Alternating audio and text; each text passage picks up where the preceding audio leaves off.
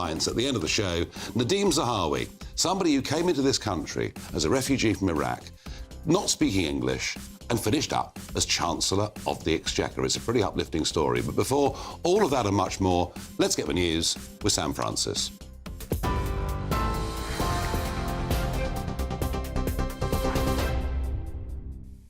Nigel, thank you, and good evening to you. Just after 7 o'clock. Well, breaking tonight, Donald Trump says he has made great progress with Vladimir Putin after a 2-hour call between the two leaders. They've agreed to meet in Budapest for a sit-down that Mr. Trump says he hopes could help bring the war to an end. Their call also set up high-level talks next week, led by US Secretary of State Marco Rubio. The US president says he'll brief Volodymyr Zelensky at the White House tomorrow and still believes he can get both men in the same room. Ukraine's president will be there seeking fresh US support after Russia launched one of its biggest overnight assaults, more than 300 drones and 37 missiles. Well, due to those Russian attacks, emergency power outages have been implemented in all regions of Ukraine tonight. Earlier, Mr. Trump warned he could send long-range Tomahawk missiles to Ukraine if Vladimir Putin refuses peace talks. If approved, that move would put Moscow and other major Russian cities within striking range. Well, we will later be live in Washington with Bev Turner from around 8 o'clock tonight for the latest developments and reaction. We're also expecting to hear from Donald Trump live from the Oval Office later tonight. So stay with us for all of that. Here, MI5's boss says the agency is facing one of the most dangerous periods since 9/11, with near-record levels of terror investigations and fast and rising threats from hostile states. Ken McCallum warned state actors from China, Russia and Iran that they are stepping up espionage, with MI5 disrupting Chinese activity of national security concern in just the past week. In his annual speech, he revealed agents have foiled 19 late-stage terror plots since 2020. McCallum says that MI5's mission has undergone its biggest shift in 2 decades as the agency adapts to this new era of security threat. MI5's fight against terrorism remains intense. My teams are running near-record volumes of investigations. But we are also having to contend with a second menace of equal or even greater scale in fast-rising state threats. In 2025, a more hostile world is forcing the biggest shifts in MI5's mission since 9/11. Well, that comes as MPs are launching a formal inquiry into the collapsed China spy case as pressure mounts on the government to explain just what went wrong. The Joint Committee on National Security Strategy says it will examine how the case was handled and the national security questions it's raised. It follows the Prime Minister releasing witness statements from the case after being accused of a cover-up. He, though, insists it would have been absurd for him to intervene in the investigation. The 2 men accused of spying both deny wrongdoing as the political fallout over the failed prosecution continues. Earlier, Shadow Chancellor Mel Stride spoke to us here on GB News. National Security Advisor, you would think, would be across something as significant as this, but the suggestion is that it was all weighted or focused on his deputy, a civil servant. And I think most people would say that just sounds totally incredulous. Look, it does feel a bit like a cover-up. We've had a Prime Minister that just 48 hours ago was telling us that the evidence that's now been released could not be released, and yet changed his position yesterday in Prime Minister's questions. What we are saying is let's get to the bottom of exactly what happened. Let's have that information. Let's have the correspondence, the memos, etc., around this activity so that we can make a proper assessment. And Chancellor Rachel Reeves says higher taxes on Britain's wealthiest will form part of next month's budget. She's vowed to fix the nation's finances without a return to austerity. Speaking at IMF meetings in Washington, Ms Reeves dismissed what she called the scaremongering and bleating of her critics, insisting her plans are about fairness and stability. She hinted that the top earners will shoulder more of the burden to repair the public purse. But Tory leader Kemi Badenoch says the Chancellor has made a huge mess and doesn't know how to clean it up.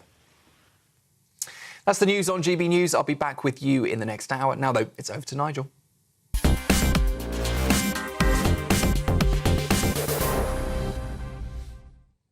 Good evening. Yes, I know it's complicated. If you're discussing it over dinner, you probably give up after 10 minutes. But in essence, What is it all about? It's about Christopher Berry, an academic, Christopher Cash, a former parliamentary researcher.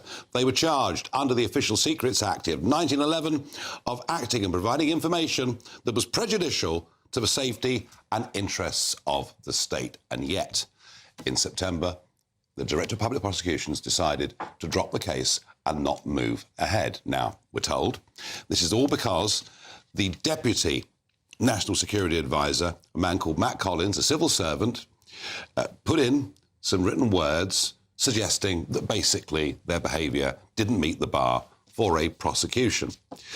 That kind of gets to the heart of what was discussed at Prime Minister's questions yesterday, and this was the last question that Kemi Badenoch, the Leader of the Opposition, asked. And I think this perhaps forms the kernel of where this debate will go over the course of the next week. On Monday, the Security Minister repeatedly told the House that ministers did not take decisions, that it was the Deputy National Security Advisor who had full freedom. Is the government seriously saying that only one man, the Deputy National Security Advisor, had anything to do with this failure? Is he seriously saying that the Deputy did not discuss with the National Security Advisor, did not discuss with the Home Secretary or with anyone in Downing Street? Is the Prime Minister seriously saying that? Yes. So there you are. So what was this statement that was given by this civil servant? Well, Collins said, "It is important for me to emphasise, however, that the UK government is committed to pursuing a positive relationship with China. The government's position is that we will cooperate where we can, compete where we need to, and challenge where we must." And that bore a remarkable similarity to the Labour manifesto of 2024, which said, we will cooperate where we can, compete where we need to, and challenge where we must. So, what is going on here? Is it that this government, and many would argue actually the government before and much of the British establishment have gone just completely soft on China? But the nub of this is, did the Prime Minister mislead the House? Please give me your thoughts, give me your views. Tweet #Farage on GB News or email farage@gbnews.com. I am joined in the studio by Alistair Heath, editor of the Sunday Telegraph, and John McTernan, former political secretary to Tony Blair. Let's begin with the case for the prosecution. Alistair, I have to say, I sat there and I thought, it's literally impossible that something of this magnitude could have literally only been known about by a civil servant in government and not somebody further up the chain. Yes, I mean, this makes absolutely no sense, right? So either you entrusted a relatively junior or not sufficiently senior civil servant to take massively important decisions, and literally nobody knew anything about it, the government didn't talk to him, he wasn't briefed, and so on and so forth. He just happened by coincidence to copy and paste part of the Labour manifesto into his answer, OK, that's one possible... Upon which the Director of Public Prosecutions decided there was no case to Yes, continue. that's right. So that's one possible option, which means that the government is failing disastrously because it's the government's responsibility to engage in these sorts of issues, or the government's not telling the truth, and there's a massive cover-up and the Prime Minister misled the House. We do not know this, but in my view, it stinks, right? It smells very, very fishy. Isn't the problem here, it's a little bit like the Boris Johnson case. Did Boris mislead the House over passes? To actually prove that someone knowingly misled the House is a very, very high bar, isn't it? Yes. So, we need to see emails, we need to see correspondence, we need to see people testify effectively and give their version of what happened. I just don't like the way this looks. And you compare this to the Boris Johnson situation, where, that was about cake and parties. This is about something extremely serious. Yes, but, Alistair, whilst I agree with you, actually, ultimately, the nub of this is, was he telling the truth yesterday? Yes. And whether it's cakes or spies... Yes, but it's about a very serious issue. Absolutely, I agree with that. I agree with you, Nigel. Telling the truth to Parliament is the ultimate thing that all ministers have to do, even the Prime Minister. And that is fundamental because in our Constitution, it is the Commons, the legislature, which sits above the executive. They have to be held accountable, and if you actually commit the ultimate sin, you need to go. In my view, Keir told the truth. And Keir, as a lawyer, it's very clear from me, when I've ever worked with him and spoken to him, he took the approach that prosecution should be completely separate from politics. So no minister got involved in this, no political advisor got involved in this. And the issue is, the National Security Advisor is Jonathan Powell. Jonathan Powell. Uniquely. So do you actually believe it's credible that his deputy could file this to the DPP on one of the most important espionage cases for decades and not tell his boss? Well, do you actually believe that? I actually do believe that, because I believe in the separation between the most senior ranking civil servant in the national security apparatus, the Deputy National Security Advisor, and the political side of it, because I think that is the way that Keir thinks, that's the way he acts. And I think it's actually right.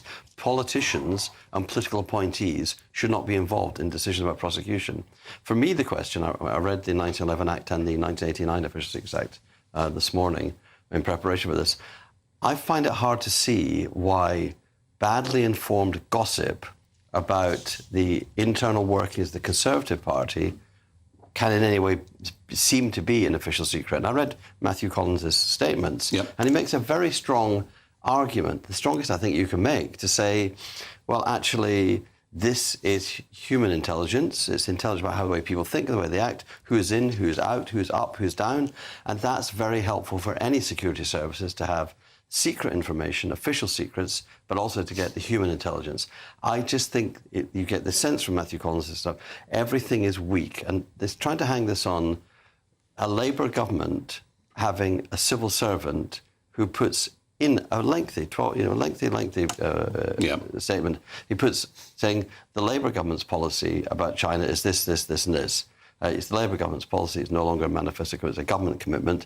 But I don't think the Tory government could disagree with, we will cooperate on big international issues where we can. No, that's fine, where John. we must. And that's so I think fine, John. the policy itself is not a smoking gun. But the credibility here, I mean, Alistair, if your deputy on the Sunday Telegraph decided there was a massive front page news story, and he decided to put it all over the front page, he would actually tell you, wouldn't he, as the editor? Yes, I think he would, yes. And I think it certainly would be my job to constantly be asking what's going on, and the conversation would have to Therefore, go to me, it's not credible. Yes. No, I agree. I do not think couldn't have known. Yeah, I agree. I don't think it's credible. I don't think it's credible that no one asked any questions and no one was told anything, that people were working silos, you know, that I just don't buy it. It's not credible, John. It just isn't credible. But I don't think we have a system where politicians direct the prosecution of cases. I'm talking about Jonathan Powell here in particular. I do not see how his deputy can submit this, probably knowing that the DPP will drop the case and not tell the boss. Can I apologise? I mean, you've worked inside Downing Street. Apologising for the pun. There are Chinese walls. Right. But the problem... Not between... No, hang on. There may be Chinese walls, and there ought to be Chinese walls, but not between the boss and his deputy. I think particularly when political interference would be regarded as a reason for... If it was tried, it could cause the collapse for trial. In this case, I believe the CPS are the ones who should be being asked, why did you fail to put together a case? Because of the submission that was made. I don't know. I mean, in a way, I do quite enjoy parts of the blob turning on other parts of the blob, and the former DPP criticising the current DPP, you know, and they're all a bunch of lefty lawyers, and, you know, that part is quite amusing. Who are these lawyers who have betrayed our country? But I just don't think this is a credible situation. I think clearly something very fishy is happening. And also, I mean, why would this be happening? Let's not forget that the Labour government is desperate to find cash, to attract investment, to attract funding for their projects, for their green environmental projects, all that sort of stuff. The British establishment doesn't know how to create growth in this country. They think the only way to make sure the economy survives is effectively to attract cash from overseas. Let's remind ourselves where this all started. Let's see the photograph. Let's see the photograph of David Cameron, shall we? Yes, David Cameron enjoying a pint in the local pub. There we are. This is where it all went wrong, Alistair. Is that the time when he left his daughter in the pub? No, a different time. It was a different time. Did we get all this wrong? Yes, we did. Look, we were incredibly naive, right? And many people fell into that trap. Many people who've subsequently changed their minds. It's OK to change your mind, to get it wrong and change your mind. The point is, the establishment across the West thought it's the end of history.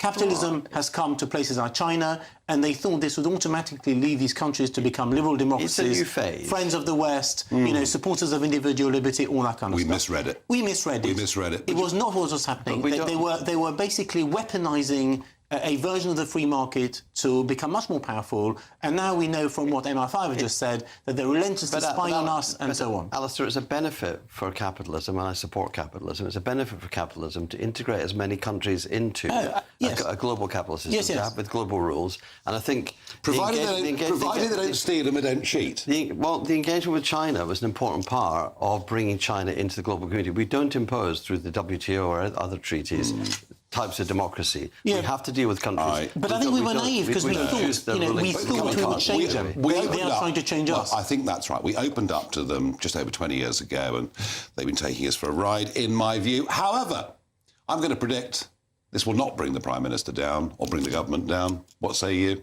Well, I still think it could, or I think at the very least it could bring some people down. It all depends what information emerges. It depends whether, emails emerge or conversations It's got to pass emerge. the bus stops test. You've got to be able to express what the problem is to somebody in a bus queue and then go out and get it. Well, you don't actually need to do that. You just need to demonstrate that Parliament's been misled. Yeah. If someone is able to demonstrate that is ultimately I agree with that point. I think all three of us agree. Misleading Parliament is the ultimate sin. I think proving... I don't think it happened. I suspect proving that the Prime Minister willfully misled the House is the difficult part. Yeah. Folks at home, I hope we've made it a little bit simpler for you. I know it's difficult, but something that we can all talk about with ease is the budget on the 26th of November and the fact that high earners are going to be taxed even more, whilst so many already are fleeing the country. Does this make any sense at all, or is it simply madness? All of that after the break.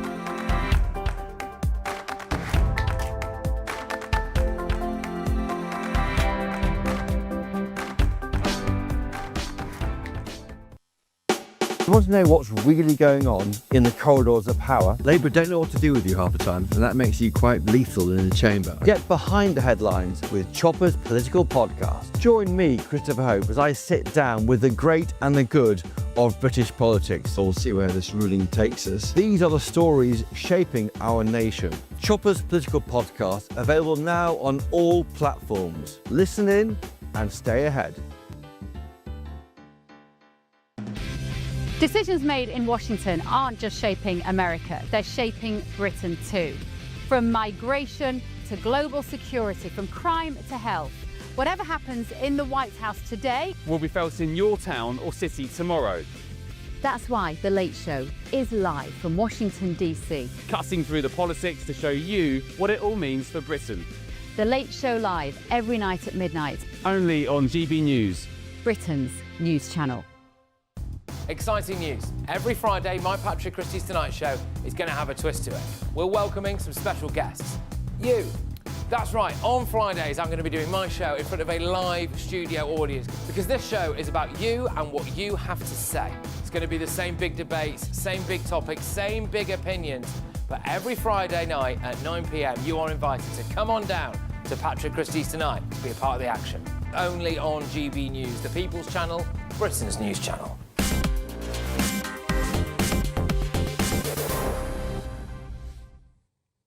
I asked you at home, did the Prime Minister mislead the House? Richard says Starmer is either a liar or incompetent. A liar in being aware of the case and allowing it to fail while seeking to hide his tracks, or so incompetent that a Deputy Security Advisor is permitted to act solely on their own initiative. It beggars belief that this deputy indeed did take such a decision and did not talk about it with his boss, who in turn did not talk to Starmer. Well, that is pretty much, I have to say, my position on it too. And Katie says, I don't think he did, Nigel. I think the problem runs deeper, with successive governments taking a very pro-China approach. Well, I think that's right as well. OK, taxes, taxes, taxes. Who pays all the tax in Britain? Let's have a look at what the top 1% of taxpayers pay. The top 1% pay 28% of all income tax received. That figure has consistently gone up over the last few decades. And indeed, the top 10% of taxpayers pay 60%. So those that earn the most pay the most. And that may not actually be a problem. But what happens if people start to think that tax is unreasonable? What do they do? Well, we've got examples going back to the 1970s of people, and it's not just the Beatles, all sorts of people just leaving the country. But as we approach this budget, and as Rachel Reeves has been in Washington this week, you know, she's been asked about taxes, higher taxes on big earners and the wealthy, and she says that will be part of the story. Now, it seems to me that higher taxes on income are one thing. Any thought of higher taxes on wealth, I think, would fundamentally change the relationship between the state and the individual. And there may be many of you at home saying, oh, come on, they've got loads of money, they can pay more. Well, yeah, but they can also move to Milan, who are being competitive on tax, or Lisbon, or even now, Athens are bidding for our wealthiest and our biggest payers. And my concern about the drain that's going on of high earners and hard workers and entrepreneurs is we're also losing the sort of 30-somethings who are highly ambitious. John, Tony Blair, and yes, of course, he inherited a much more benign economic situation, but he kind of understood this, didn't he? That if you keep taxes reasonable, people stay in the country and they pay them. He was definitely very committed to fair shares and not overburdening people through income tax. And I think that's a commitment that Rachel Reeves made in the manifesto. She extended that to national insurance. I think unwisely. I think they should have reversed some of the national insurance cuts that Jeremy Hunt pushed through. It's tied their hands. And I think there is a case for... The debate about the wealth tax, I think, is a cul-de-sac. You go, how do you identify wealth? How do you measure it? And then what portion you take of it? Well, I guess property would be the easy way. So property, I think, and I was going to say that, property, so it is manifestly unfair that the council tax on Buckingham Palace is lower than the council tax on a semi in Blackpool. Something's going wrong in the system when that happens. And I could see a way of, you say, we're going to increase tax on wealth. Property is a large part of wealth. What do we do to tax that wealth? Well, there's a council tax. What about if we brought in 2 or 3 extra bands at the top? That would generate more revenue in local government and more money for social care. Let's just imagine for a moment, John, there's someone watching this now, a widow, in her early 80s. She and her husband bought a house somewhere in London 50 years ago. They've never been particularly wealthy. She's now on her own. And if this tax was to come in on big, expensive properties, she'd be in big trouble, wouldn't she? No, most people... I mean, she would, is the answer. And basically what would happen is that you'd end up with pensioners suddenly paying £10,000 or £15,000 a year in council tax. That's what would happen to hundreds of thousands, if not millions of people. That's not what adding a couple of extra bands on the council tax leads to. That is what you'd end up, right? Because basically you'll end up double... Basically, these kinds of proposals, for them to mean anything, will mean effectively the top band of council tax either doubling or more than doubling. right? And it's all about this idea that, you have to pay 1% a year of the value of your home, that sort of stuff. So you're talking about many, many houses. That's a separate. I mean, that's always a separate idea. I know it's a separate idea, but the way you move towards it, for example, is by having super bands of council tax, which end up Transition's always a problem, isn't it? But I think it'd be a catastrophic blow to Middle England, and especially to people in London and the south of the country. It'd be a catastrophic blow to pensioners. It would be a retrospective change in the balance of power between the state and the citizen. It would basically turn people. The state would become the landlord. But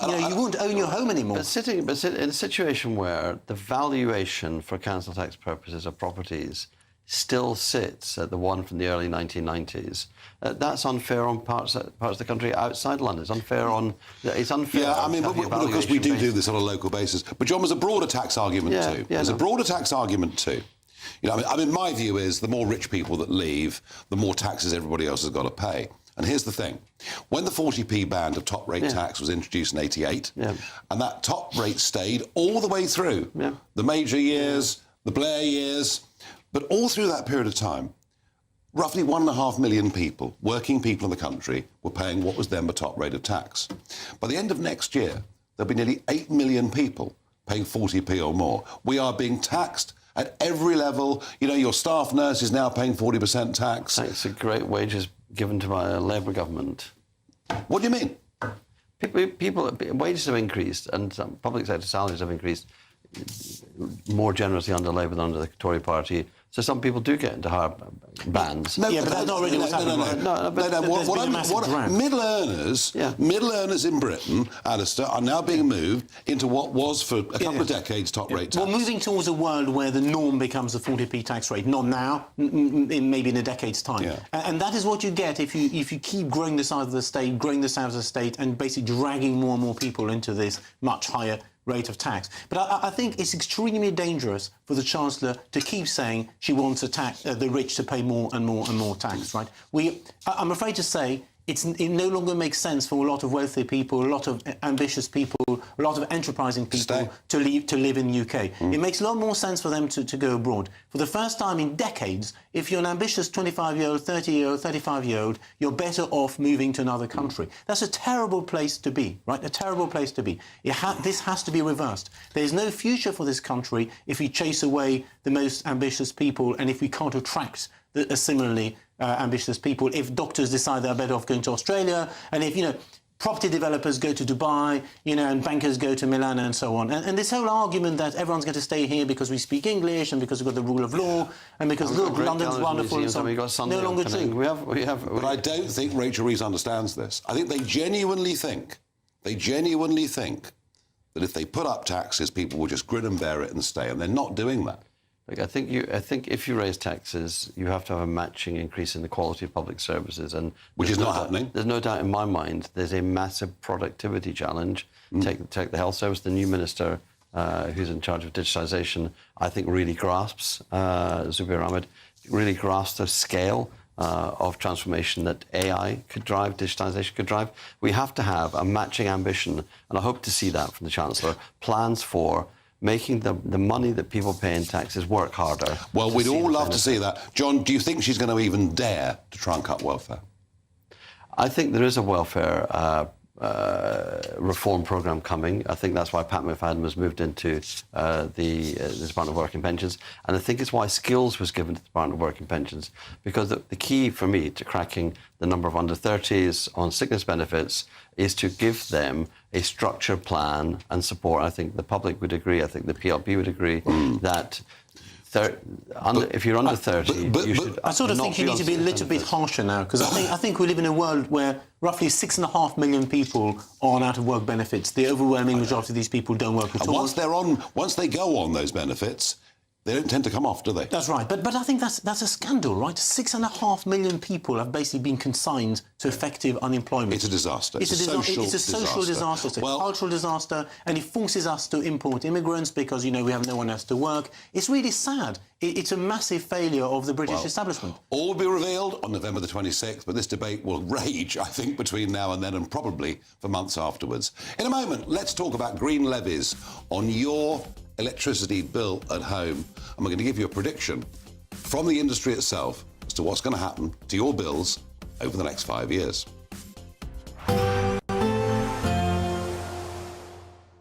Can't wait to get in that sea. Lovely and warm. Just like the feeling of having great travel insurance. All Clear Travel Insurance sponsors GB News Travel Destinations Forecast.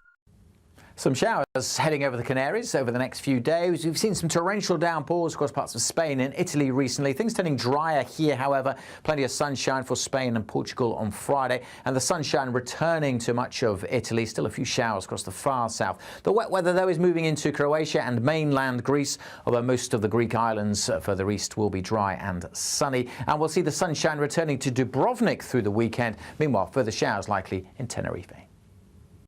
All Clear Travel Insurance sponsors GB News Travel Destinations Forecast.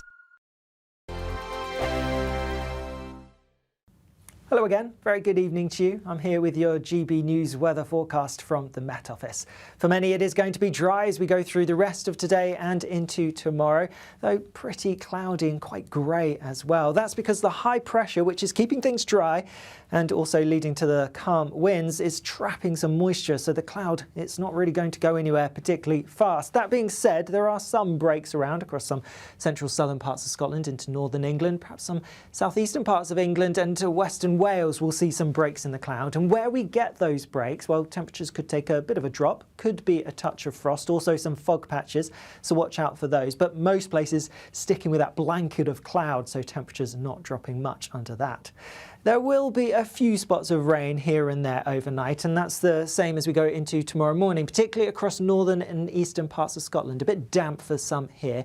Further west and across southern parts of Scotland as well, largely dry but grey and cloudy to start the day. Similar across Northern Ireland and also similar across much of England and Wales, albeit, yes, there could be a few pockets of mist and fog around and some brighter breaks across perhaps some eastern, southeastern parts of England, but also a little bit of damp weather too around coastal parts towards both the east and also around some parts of the southwest. A few outbreaks of drizzly rain quite likely. Otherwise, it's again looking quite similar to today really for many. So quite grey, quite cloudy, limited bright spells developing, where you get some sunshine, feeling warmish I suppose, but temperatures around average and feeling quite cool under the cloud. A similar day on offer as we go into Saturday as well, at least to start. Later on, we are going to see some wetter weather pushing across initially Northern Ireland, but that is going to feed its way eastwards as we go through the latter part of the weekend. So Saturday, yes, largely dry but grey and cloudy. By Sunday, things are looking wetter and windier with more showery rain to come on Monday. Bye-bye. Hi, I'm Michelle Dewberry and my show is your opportunity to cut through all the noise and dive in headfirst to some robust debates. Ideas clash. Situation, because the failure is... You're deliberately avoiding my point. Nothing's held back. And if you think this is the end of it, wait for more. And we do not shy away from the difficult stuff. Sometimes I want to shake people and say, if only you understood. So join me on Dubes & Co weeknights at 6 p.m, only on GB News, Britain's news channel. From the school run to the home run, watch a new show for all of Britain. So he can say whatever he wants. A straight talking show where all voices are heard. And, you know, when are we going to stop talking about smashing the gangs and actually do it? With the stories that matter from every part of our country. There's a bit of a crash landing there for your Chancellor. Bold, fearless and standing up for you. That's me, Martin Daubney, 3 p.m. till 6 p.m, weekdays, here only on GB News. The People's Channel, Britain's news channel.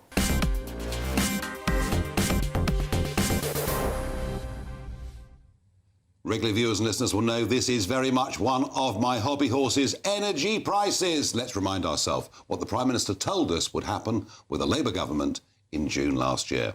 My Labour government will tackle the root causes of the cost of living crisis and help families save up to £300 on their energy bills. Well, since they came to power, the average energy bill is up about £280.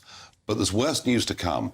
Yesterday, in Parliamentary Committee, Rachel Fletcher, and she's the Director of Regulation for Octopus Energy, said this. If we continue on the path that we're on right now, in all likelihood, electricity prices for a typical customer are going to be 20% higher in 4 or 5 years' time than they are now. And that's even if wholesale prices halve. And there you are. You see, we've been told a great lie, that our electricity is expensive because of the cost of gas, but the point Octopus were making, actually, it's the whole apparatus. It's the hidden subsidies. John, I really think this is one of those subjects where both Conservatives and Labour have kind of agreed for 20 years that we have to go green, we have to go for renewable energy, and it's people watching us right now that have been paying the price and never been told. The error of the Labour government and the Tory government, the error of the Labour government was to cancel a nuclear programme that Margaret Thatcher put in place. Labour came later to agree there should be a new nuclear fleet. The Tories cancelled it, and famously, Nick Clegg, then Deputy Prime Minister, said, there's no point in these nuclear power stations, they'll only be coming online in 2022. And that lack of forethought, there isn't now a new nuclear programme, which is good in big-scale power stations. There's small modular reactors as well being developed.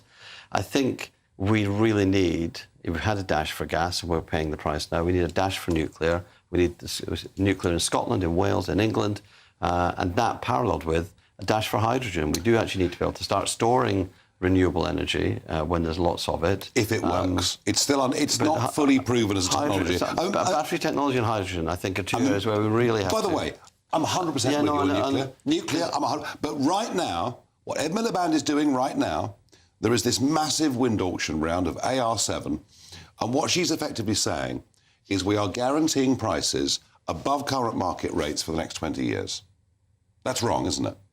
We have to find a way to break the dependence on fossil fuels, and so we have to develop the capacity. It's going to be, there's an upfront investment in the new capacity, upfront investment in the new nuclear.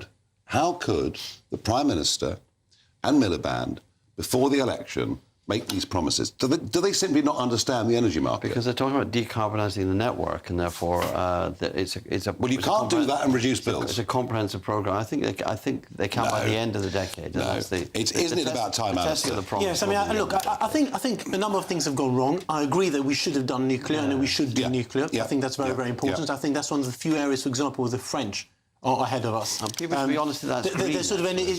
But I think you need to do that for reasons of energy security as well as for decarbonisation, right?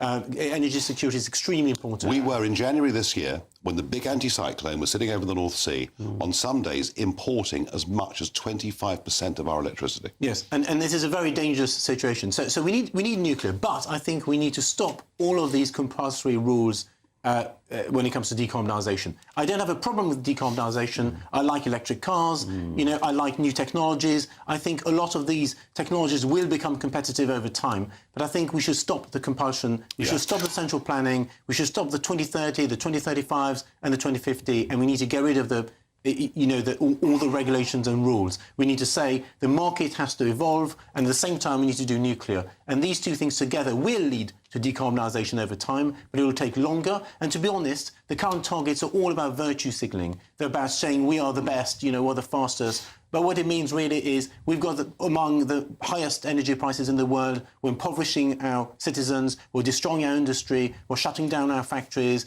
We're becoming uncompetitive. We're relying more and more on other people. We think we're clever because we import manufactured goods from China and then say, look at that. We're not emitting carbon anymore. Well, it's all nonsense. We're exporting carbon emissions. And that other point, John, is really important.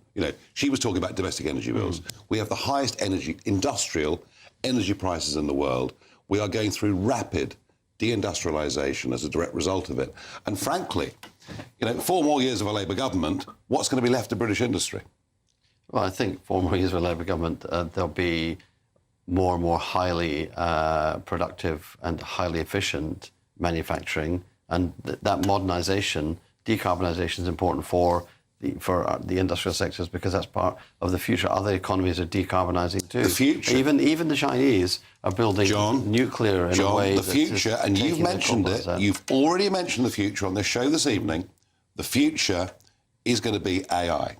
The future is going to be cryptocurrencies and digital wallets. The future is going to be data centres. And the amazing thing is they use more electricity than the old industries, of heavy manufacturing. Exactly. So this is what we didn't get. We didn't predict this. We thought manufacturing is high energy use. In reality, it turns out modern services are high energy use. I think the number one strategic imperative needs to be cheap energy and jointly secure energy. And self-sufficiency? Well, I'd say security rather than self-sufficiency. Yeah, because relying on France is not that insecure. Well, yes, but I mean, we saw during COVID and at other times that people can switch things off. I mean, Norway actually is now a big interconnector for us. No, it is. And look, one of the things about AI is you don't really support this government's policy, do you? I want to say that my feeling, the thing I doubt about this government's policy is celebrating data centres, which are the bottom of the supply chain of the AI, and not actually wanting the innovative companies. If we had companies that produced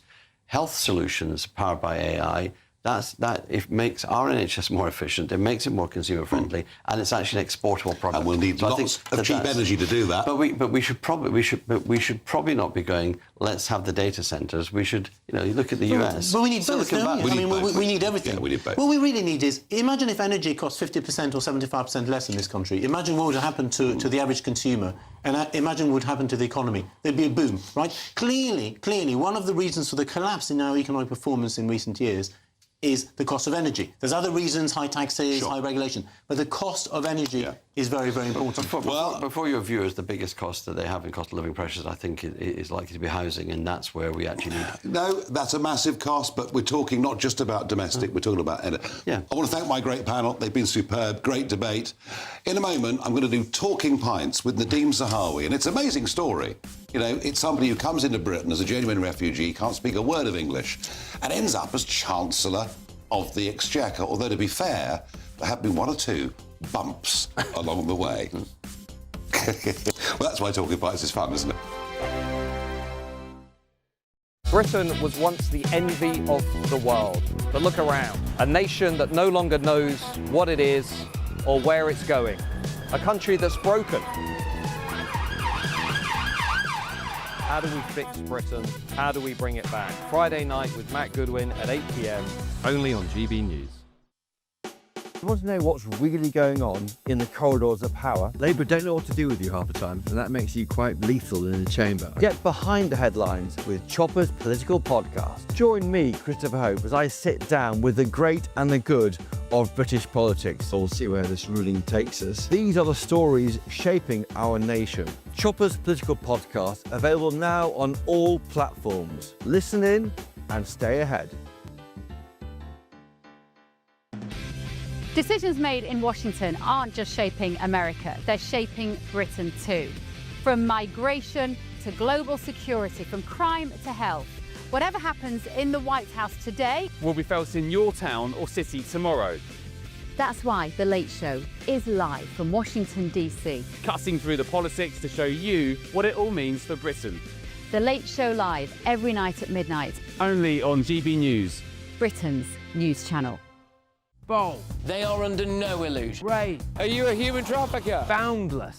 I've had enough of the nonsense, and I'm not afraid to say it. Don't get this on the BBC. Every weeknight, I tear through the headlines. The smell of gasoline. Should we be worried about it? From Westminster madness to cultural war chaos. I'm going to do now, they are throwing things out the car as we speak. Get ready, Britain. Here we go. Patrick Christie's tonight, weeknights from 9 p.m, only on GB News, Britain's news channel. Hi, I'm Michelle Dewberry, and my show is your opportunity to cut through all the noise and dive in headfirst to some robust debates. Ideas clash. Situation, no, because the failure is you're deliberately avoiding my point. Nothing's held back. And if you think this is the end of it, wait for more. And we do not shy away from the difficult stuff. Sometimes I want to shake people and say, if only you understood. So join me on Jubes & Co. weeknights at 6 p.m, only on GB News, Britain's news channel. Join me, Nana Akwe, for an informative, interactive news programme with a difference. It's fun. No, he didn't say that, though. I'm so surprised. I think there's an element of truth to that. Join me from 3 p.m. every weekend, only on GB News, Britain's news channel. In the GB Newsroom, we bring you the news as it happens. With our team of dedicated journalists across the UK. We're ready to keep you up to date with what's happening every half an hour, every single day. Bulletins here on GB News. The People's Channel. Britain's news channel.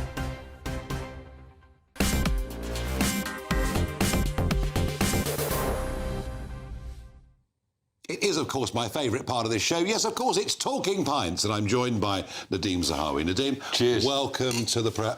On what other show do you get a chance to do this? Yeah, exactly right.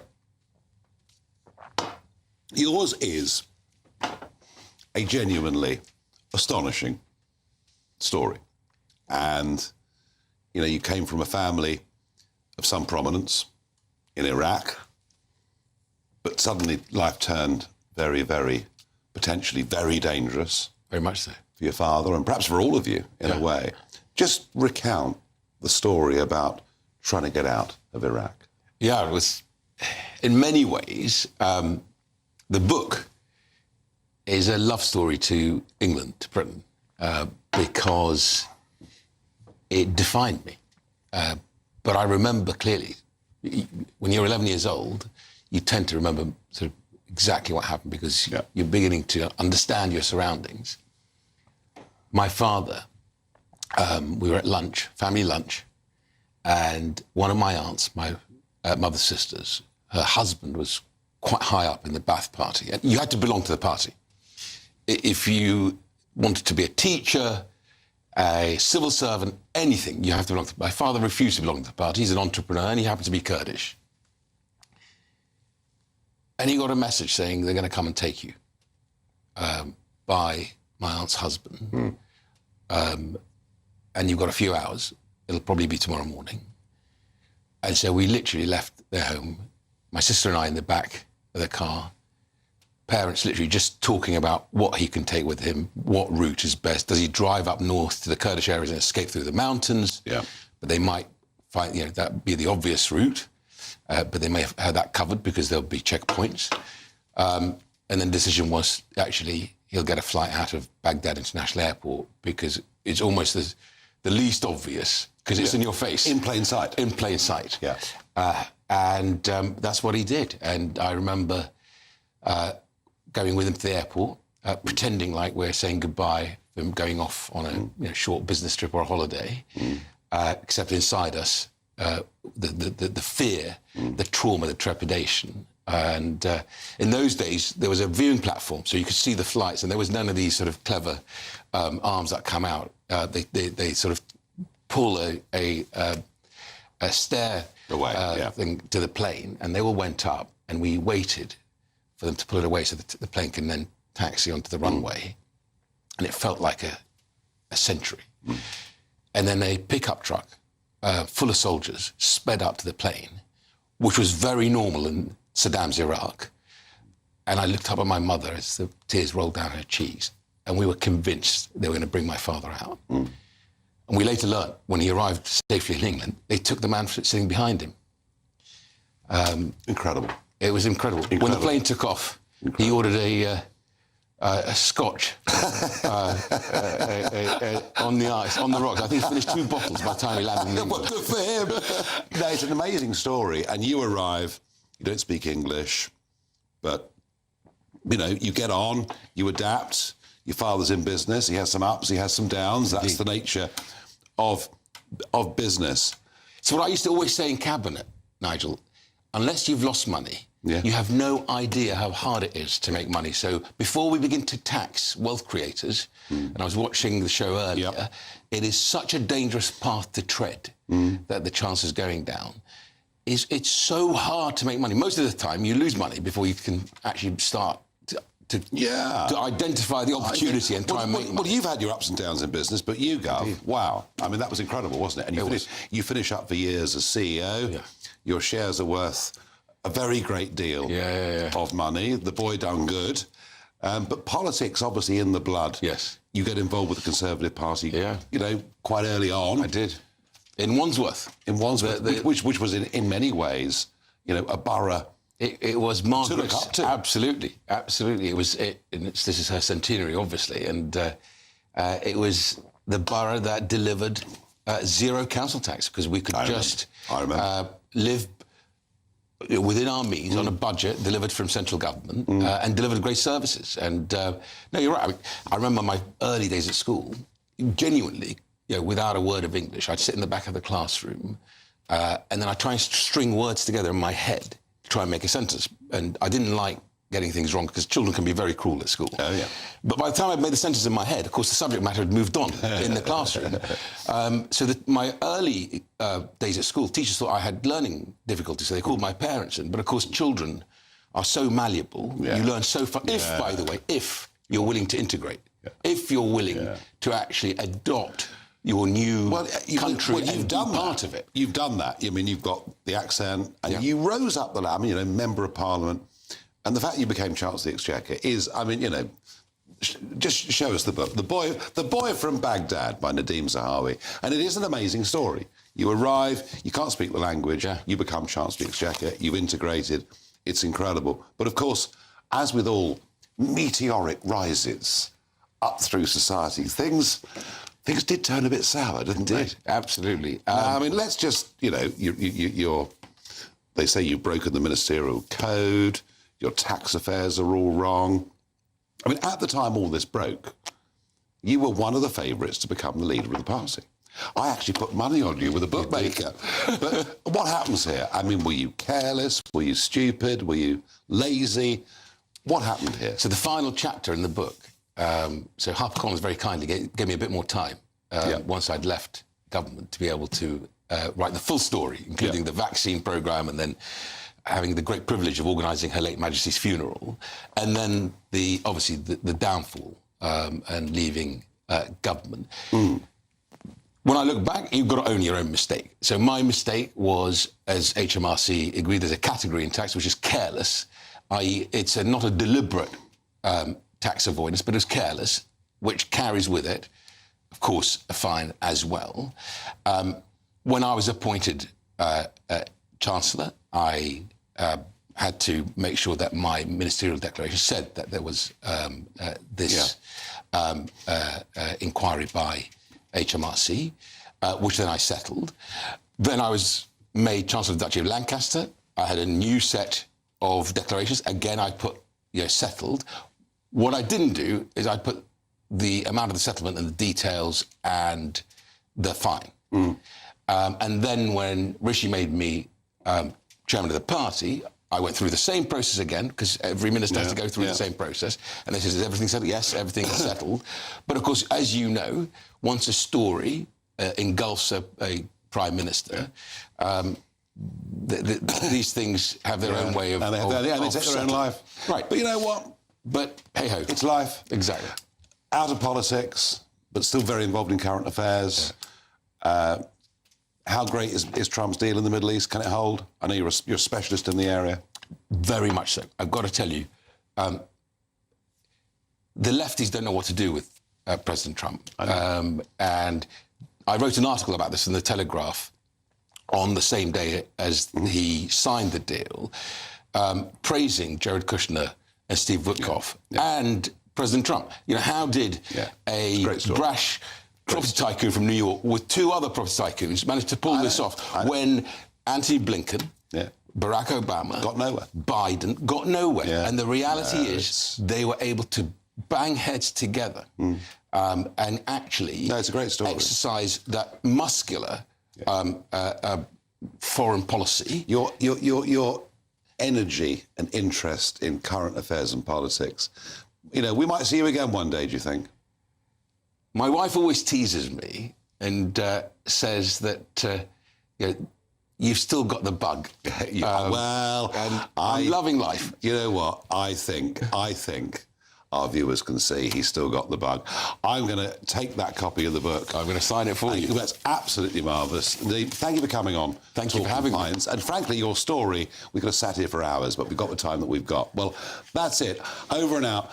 After the weather and the news, we'll be going live to Bev Turner with a big announcement from Donald Trump. All of that at the top of the hour.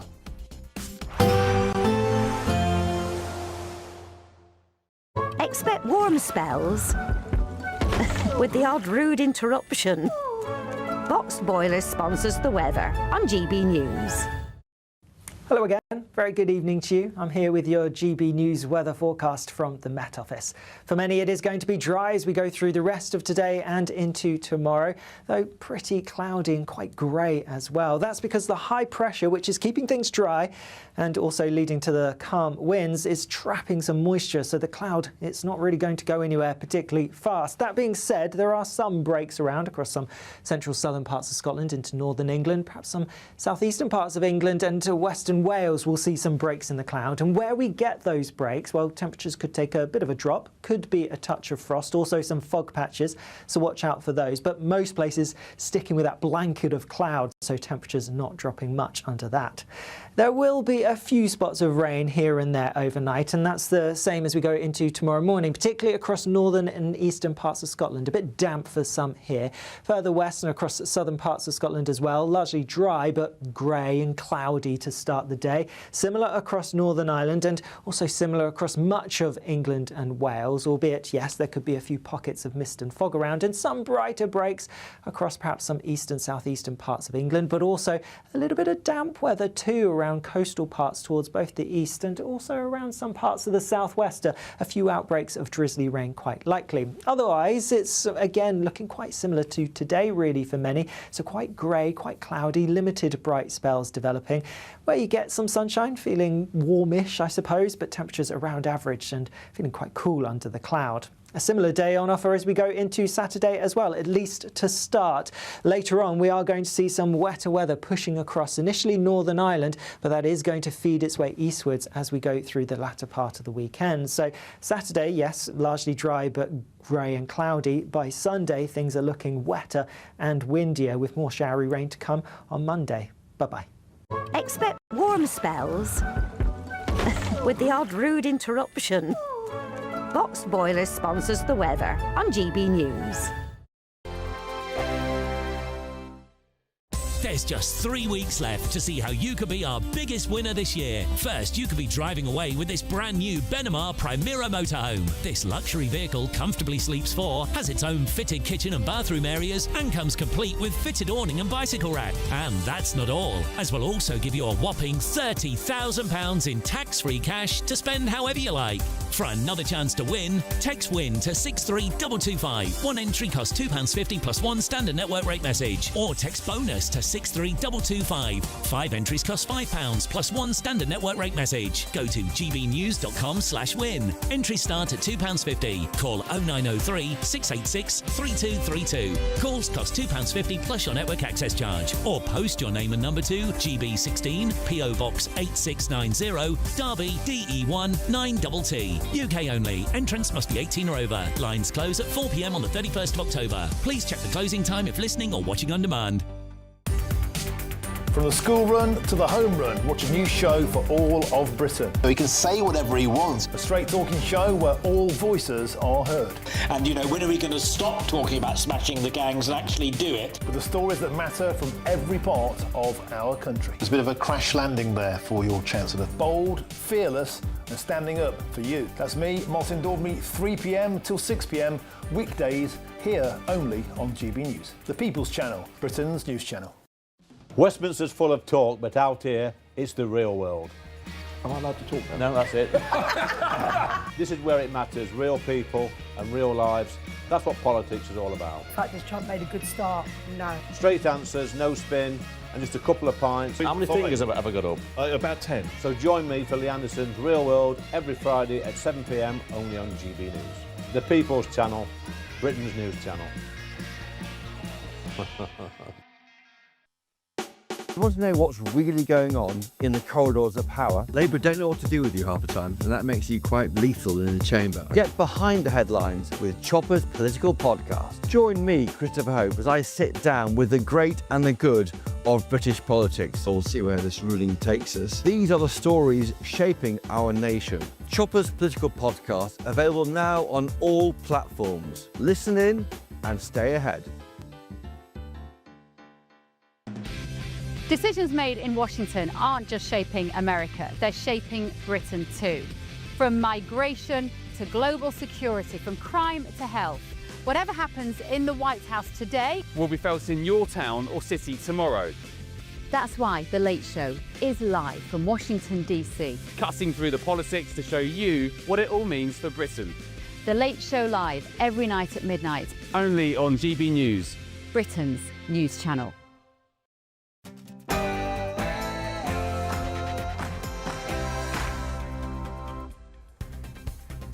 Welcome to GBN Tonight. With me, Bev Turner, live from Washington, D.C. President Trump secured peace in the Middle East last week. Well, now he's turned his attention to Ukraine and Russia. Zelensky will be meeting him in the White House tomorrow. And earlier today, President Trump made a phone call to Putin. We're going to be getting a statement from President Trump any minute now. Stay with us tonight. Lots to come in the next hour. First, though, your headlines with Sam Francis.